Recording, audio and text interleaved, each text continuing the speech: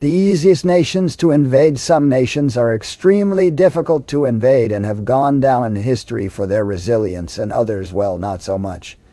Poland has no natural defenses, so it's a pool table, surrounded by aggressive enemies. Iceland has no military to speak of, and Denmark's performance in past conflicts is generously described as underwhelming. It lasted just one day until it surrendered to the Germans in World War II. Should a war break out, these nations would be in for one heck of a wake-up call. For these examples, it's going to be assumed that these nations have no allies to call upon, and will have to stand against the aggressor on their own. Poland's long history consists of constant invasions and conquests by foreign powers. Unlike other nations on this list, Poland isn't a small nation, and it's got a long military tradition, including such awesome formations as the Winged Hussars Heavy Cavalry, which have earned a legendary reputation. In spite of these factors, it's often found itself at the mercy of others. Poland, unfortunately, is situated in a hostile neighborhood, located at the crossroads of north, south, east, and west. Expansionist powers looking to increase territory or bat a buffer zone against rivals have hungrily eyed Poland for centuries. The history of Poland is a who's who of world powers, all vying for control of the region, including, but in no way limited to, the Huns, Bohemians, Avars, Vikings, Ottomans, the Swedish Empire, the Russian Empire, Napoleonic France, Austria, and their perpetual foe, Germany in the form of the Holy Roman Empire, Teutonic Knights, the German Empire, and the Third Reich. All these powers have conquered and carved up Poland numerous times over its history. No matter how much the Poles tried to defend themselves, there's no avoiding the fact that they are a small fish in a very big pond. For example, during the Second World War, Poland found itself sandwiched between Nazi Germany and the Soviet Union, two of the most powerful nations on the planet at the time. When they both invaded, virtually no amount of resistance could have stood in their way. Exacerbating Poland's precarious situation is the geography of the region. Almost all of Poland is located within the European plain, one of the largest stretches of flat, open territory in the world, which stretches from the Pyrenees to Kazakhstan.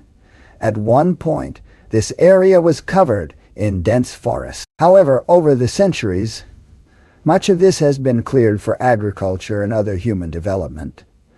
Poland, therefore, has no natural defenses to speak of. There are no mountain ranges guarding its borders, and no great rivers to stop an enemy's advance. Any foe determined on conquering Polish territory can simply walk across the borders without having to worry about environmental factors. This is similar to Russia, which is widely regarded as one of the most difficult nations in the world to invade.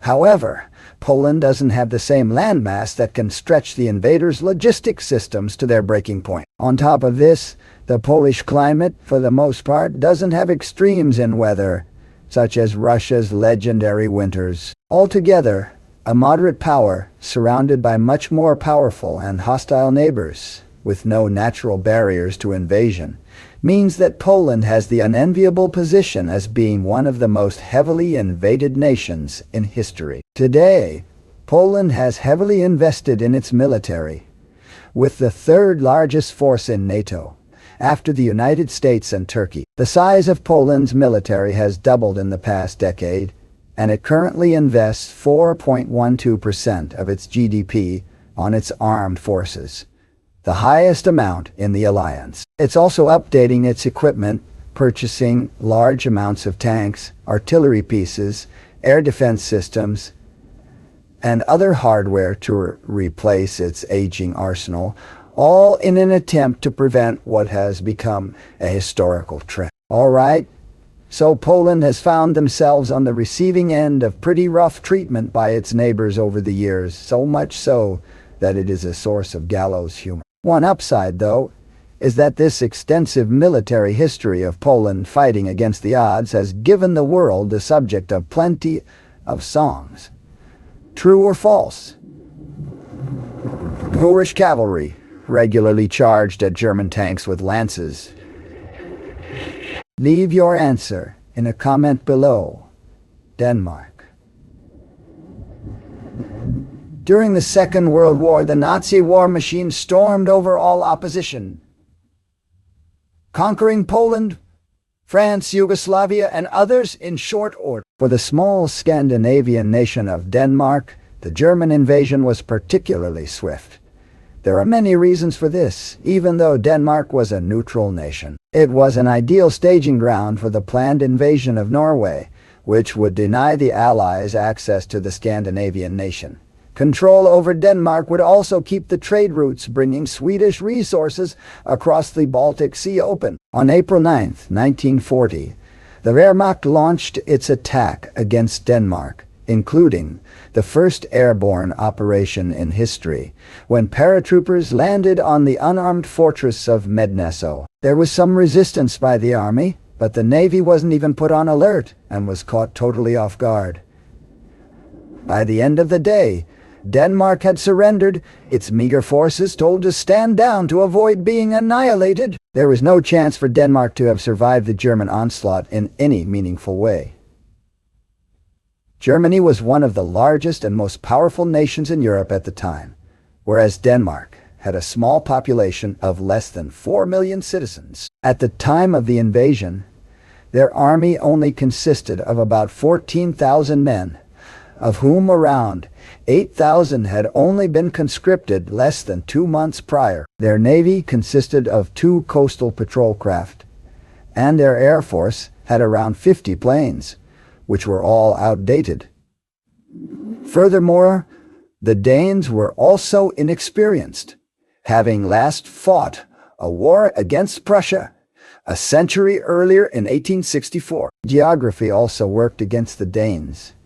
Denmark shares a 42-mile border with Germany, which meant that the Wehrmacht didn't need to maintain an extensive logistics network. The nation is also lacking in any geographic features that would make an invasion difficult. It's flat, open terrain with no large rivers, mountains, swamps, or many other boundaries to speak of. Denmark does consist of hundreds of islands, though most of these are uninhabited and none are particularly defensible. Overwhelming German force was able to simply enter the country and conquer it in a matter of about 3 hours. The Danish authorities surrendered in the face of this onslaught in order to prevent the shedding of more blood. In the years since the ending of the conflict, questions have been raised about what would have happened if the Danes had been more prepared. But given the massive disparity in power between Denmark and Germany, few, if any, believe that Denmark and Germany would have been able to stem the Nazi tide. While some nations may find themselves at the mercy of geography and history, always vulnerable to invasion, you don't have to feel defenseless when it comes to running a business. And thanks to today's sponsor, Odoo, managing operations has never been easier. Odoo is a comprehensive business platform that provides all the apps you need to manage your business, from sales and accounting to building a website. In fact, their website builder is one of our favorite features that really caught our attention. Creating and editing a website is incredibly easy with Odoo. In just a few clicks, you can drag and drop blocks, edit texts, adjust colors, and add images. Everything is fully customizable, and with ChatGPT integration, you can tweak the tone of your text or even completely rephrase it. Best of all, Odoo's first app, such as the website app, is completely free forever. This also includes free support and unlimited hosting. Plus, You can claim a 1-year free custom domain by clicking our link in the description below. Thanks Odoo for sponsoring. Now on to Iceland. In the middle of the North Atlantic, the tiny nation of Iceland sits roughly at the midpoint between North America and Europe. While its greatest protection is its isolation, being located in the middle of the Atlantic Ocean, requiring invaders to maintain extensive supply lines in a region that does have frequent storms, the advantages end there. The population of Iceland is tiny, numbering about 400,000 citizens. The size of a small to medium-sized city, the island itself is home to rugged terrain, which could prove difficult to maneuver large military forces across. But it's only 40,000 square miles, about the size of the state of Ohio in the U.S. roughly. 3/5 of the population, however, live in and around the capital of Reykjavik. So capturing this city means controlling the majority of the population. Furthermore, Iceland has no military. While officially they have no armed forces, there is a coast guard, as well as a national police force.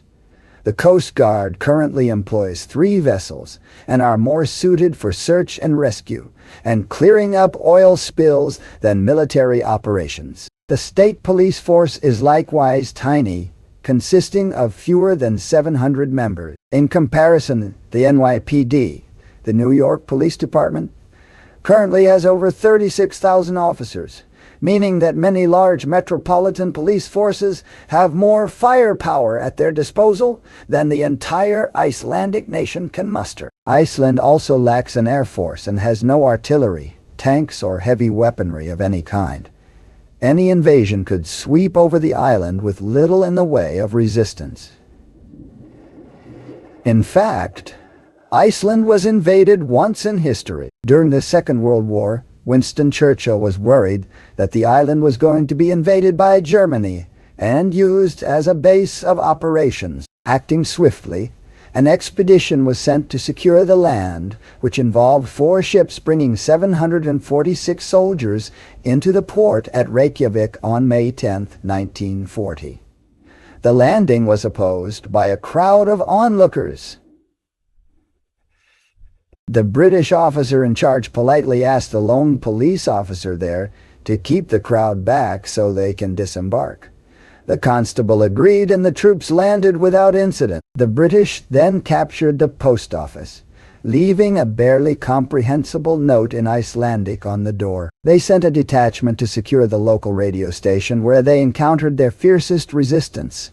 A locked door, which they kicked in when the night watchman was slow in opening it. The next day, the Icelandic Prime Minister officially protested against the invasion of a neutral country, to which the British diplomats assigned to the invasion force apologized for the inconvenience and assured the Icelandic people that the occupation would be over when the war ended and that compensation would be paid, bringing to a close possibly the most polite takeover of a foreign nation in world history. The U.S. would also occupy the island during the war, only leaving in 1926. Today, Iceland is a founding member of NATO, the only nation in the alliance that has no standing military, and is protected by more specific agreements with the United States and several Scandinavian nations, as well as by maintaining a neutral foreign relations policy with the rest of the world. Some Icelandic citizens did participate in the global war on terror as part of the NATO alliance, but they were in support roles, mostly public relations rather than combat troops. Should it have to stand on its own, however, there is little doubt that the result will be the same as what happened in the Second World War, with the invaders simply walking in. Well, the closest Iceland ever came to an open war was the so-called Cod Wars, which was fought against Great Britain, a NATO ally. These conflicts were over fishing rights in the North Atlantic, which saw the Icelandic Coast Guard cutting the ropes on British fishing vessels they believed were in Icelandic waters, leading the Royal Navy to escort the fishermen, and causing collisions between ships on both sides. Iceland eventually won, with the British conceding to Icelandic demands, so the tiny nation was victorious in its only conflict. Vatican City. In today's world, there are dozens of small independent nations whose populations and territory are little more than moderate-sized cities in much larger countries. For the most part, these nations survive through treaties with more powerful neighbors, or by simply not being worth the trouble to invade. Today, the smallest independent nation on the planet is Vatican City, the political center of the Roman Catholic Church, a tiny enclave located in the middle of Rome. Throughout history, large portions of the Italian peninsula were part of the Papal States, though these holdings have diminished over the years, with Vatican City being the only remnant after the Lateran Treaty with Italy was signed in 1929. The Pope, in addition to being the spiritual head of billions of Catholics around the world, is the absolute ruler over the 121 acres of territory, roughly 1/8 the size of New York City's Central Park. Any invader should have no trouble conquering or controlling such a small territory with only the most bare minimum of effort. In addition, the population of Vatican City is minuscule, being less than 1,000 mostly elderly clergy, meaning that active resistance from the populace is unlikely to be initiated, never mind successful. This is not to say that the Vatican City is completely undefended. The Swiss Guard stands ready to defend the Pope, the cardinals, and the rest of the inhabitants with their lives, which they have done so on previous occasions. Most famously, in 1527, 189.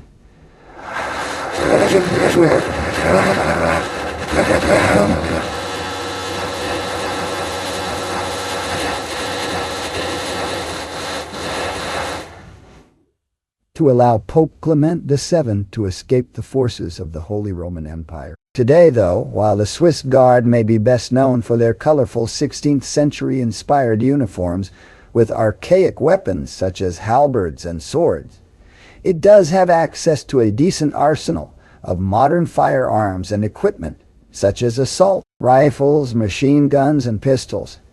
They are small in number, around 135, making them, for all practical purposes, the equivalent of a light infantry company. The nation is surrounded by 39-foot-high walls, which were built initially in the 9th century and updated in the 16th century, utilizing the latest and early modern fortress design of the era. While formidable against early cannons, they could be ground to dust by modern weapons, and the 6 gates around the city are better suited to channel tourists in and out than keep out any invaders. With a tiny population and military, no heavy weapons, no navy or air force, or any anti-air capabilities whatsoever, any potential enemy can either drop bombs or bombard it with artillery at will. Vatican City has one other major liability. It's completely dependent on the outside world for supplies. It has no manufacturing facilities, industrial capacity, power generation, farms, water treatment plants, or any other infrastructure, and is entirely reliant on others for these goods and services. Vatican City does operate a hospital, a pediatric hospital for treating children, located outside the country in Rome, the only medical facility in the country itself being a pharmacy. Any invader would not actually attack the city directly. They would simply need to besiege the place, which would soon be starved out of provisions in a very short time. In reality, Vatican City is defended by Italy, and ultimately NATO. In this hypothetical scenario, however, the world's smallest nation will quickly be overwhelmed by any determined attack, making its fall inevitable, and its survival requiring divine intervention. It's actually pretty difficult to get an exact figure of the Vatican's population, and it's in constant flux. You see, citizenship is based on appointment to an office or job inside Vatican City. The Pope is automatically a citizen, obviously, but the status is also granted to cardinals living in the Vatican, some diplomats in the Swiss Guard, as well as their families while they stay in the nation. Once their employment ends, their citizenship ends as well. So becoming a citizen is not a matter of birth, but by appointment and changes constantly. Costa Rica in 1948. The Central American nation of Costa Rica took an unprecedented step. After a civil war, rather than spend limited resources on maintaining a standing military, they simply disbanded Costa Rica's armed forces. The defense budget reinvested into health care and other social programs. Other nations, such as neighboring Panama, followed suit, though Costa Rica was the first nation in the modern era to abolish its military. Whether this was done as a cynical ploy to prevent an armed opposition force from gaining power within the nation, or as a genuine effort to promote peace, the fact of the matter is that Costa Rica has no official armed forces. It's not totally defenseless, though, as it does have a national police force which is more concerned with interdicting drug trafficking, border security, and general law enforcement than projecting military power. It lacks artillery, anti-air capabilities, or anything else that could potentially stop a determined invader. There is no navy to speak of, the only maritime force being a small coast guard, and the air force consists of a few helicopters, which are more suited for dealing with drug runners than stopping an invasion. Costa Rica is also in a vulnerable position due to its geography. It's located between the land masses of both North and South America, meaning that any potential invader would have a convenient base of operations through which an incursion could be launched, without necessarily having to cross vast distances of open ocean. Furthermore, the Panama Canal, which connects two great bodies of water, is nearby, allowing rapid transfer of naval forces, which would further complicate any attempt at defending the country. Any invader would have numerous options, being able to attack from multiple directions, launching overland invasions from the north through Nicaragua, from the south through Panama, or launching amphibious invasions along the 800 miles of coast with impunity. Costa Rica is also very small, slightly smaller than the U.S. state of West Virginia, with a population of around 5 million. When the Coast Guard and police force are inevitably swept aside, any sizable invasion force would not have any issue with controlling the nation at large. The geography of Costa Rica may have some potential disadvantages for an invader, though. The country is very mountainous, with at least 5 active volcanoes, and is also prone to significant earthquake activity.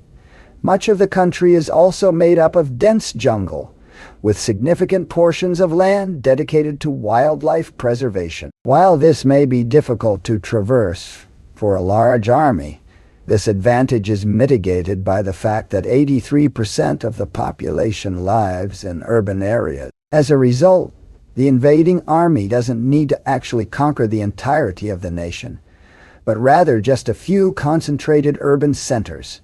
The vast majority of the population will be under their control. Overall, Costa Rica is a small nation with no military outside of a national police force, situated between two continents, which can be invaded from all directions with impunity, and wouldn't be able to withstand any deliberate attempt at invasion.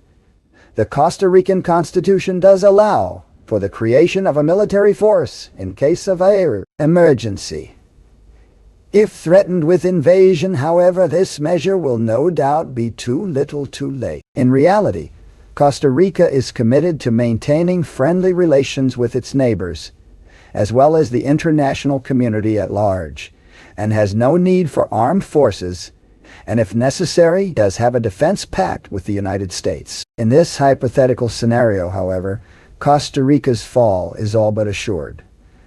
Probably the best defense Costa Rica has is its lack of resources. There are no mineral deposits worth invading over, and the majority of the country's GDP is in the form of agriculture and tourism. What they are rich in, however, is wildlife. Costa Rica makes up 0.03% of Earth's landmass, but has over 5% of estimated species on the planet, an incredible amount of biodiversity. More than half of the country is covered in forest, and more than a quarter of the land is dedicated to wildlife and habitat preservation, something that Costa Ricans find much more important than spending money on defense. Whether due to size, political decisions, geography, or just plain bad luck, these are a few nations that would not last long in the face of a determined invader. True or false? Polish cavalry regularly charged German tanks with lances during World War II. This statement is in fact false. The image of Polish cavalry charging German tanks with lances is a widespread myth that doesn't accurately reflect historical events. In reality, Polish cavalry units were equipped with modern weapons, including anti-tank rifles and artillery, not just traditional cavalry arms. 2. They primarily fought as mobile infantry, often dismounting to engage the enemy. And 3. The myth originated from a misinterpreted encounter at the Battle of Croyanty on September 1, 1939, where Polish cavalry successfully attacked German infantry, but then retreated when armored vehicles arrived. We're reacting to your comments. Here's some of your top comments from our accompanying video: the hardest countries to invade, which you can watch here. At Wolfkonnage says, the Iron Chancellor Bismarck himself said it best about America. The Americans are very lucky people. They're bordered to the north and south by weak neighbors, and to the east and west by fish. Well, that's a very thought-provoking quote, explaining the U.S.'s geopolitical advantages from Bismarck's German perspective. At Drake 501858, says every McDonald's is armed with its own machine guns. Well, have a Big Mac 10 with extra cheese, jumbo straw sniper shake, and some freedom fries, please. And don't forget the big bowl of macaroni, machine gun, and cheese. At Twin Sonone 1949 comments,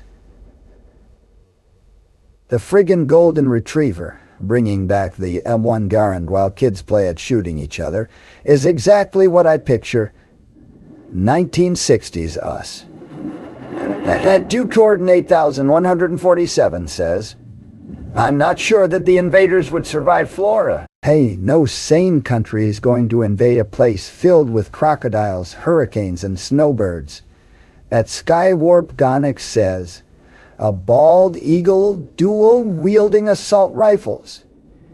It's the most American thing I've ever seen. At the Gamma Torton says, when you're neutral, you're Belgium. When you're aggressively neutral, you're Switzerland. At Alnu 8355 comments, us behind every blade of grass. Switzerland, naturally fortified. Russia, it's about to get very cold. Okay, stiff up a little. Tally ho, mate.